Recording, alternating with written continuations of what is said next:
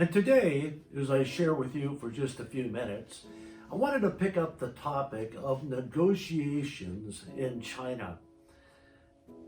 A fascinating dynamic that needs to be understood is how seldom your Chinese counterpart will tell you no.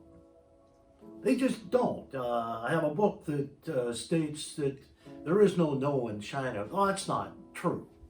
There are Chinese words for no, and that you can be told that very clearly. But most of the time in negotiation and in business and in relationships, they won't say no, even if they mean it. On my first trip into China in 1998, I met with a man who's no longer with us, tragically, but I made my proposal to Dr. Han. And he listened, and then he finally said very kindly, "What you asked, Gene, could be very difficult." Now that was a Chinese way of saying no. It's certainly no right now. And he added that. He says, because we cannot do something today does not mean we may not be able to do it tomorrow. And as it turned out, the proposal that I offered to him at that time has since been transacted. So why do they not tell us no? For many of us here in the West, we feel it's wise just to say it. Why waste time? Why have false expectation? Why run the risk of the appearance of dishonesty?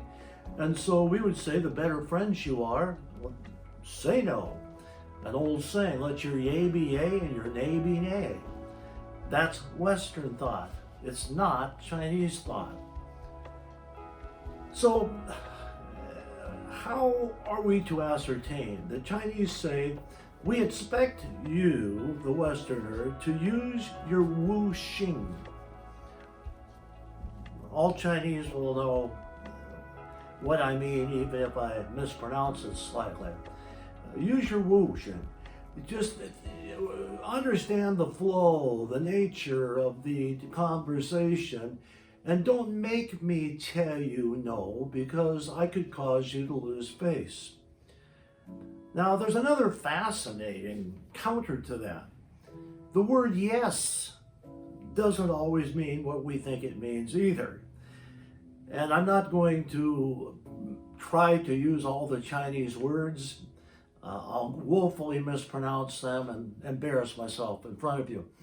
But there's a yes, which means, yes, I heard you. There's an actual word for it. Secondly, there's a yes, which means I not only heard you, but we will consider it in the future. There's another word, which is yes, but it means I lean towards it, but I can't commit to it. There's another yes, which means, yes, I agree with you. That's a great proposal. I would genuinely like to do it. I'm going to do all I can to make this happen. And finally, there's a yes, which is accompanied by the term pipe on. Yes, we're going to do this, and I have the authority to pound the gavel and to make it happen. So we need to discern when we're told affirmative, we're going to move ahead, yes. What do they mean by it? Now, what's the best way to ascertain that? And I think that's to have an excellent translator if you're not fluent in Chinese. Not only Chinese speaking, but Chinese culture. Have a good interpreter. And then force that interpreter. I would suspect, make sure you hire them. Make sure they work for you. Otherwise, they're going to tell you what they think you want to hear, and that's not helpful. So hire a good interpreter, make sure they're loyal to you, and even if they think it's going to hurt your feelings to hear it, you must know what's actually being said.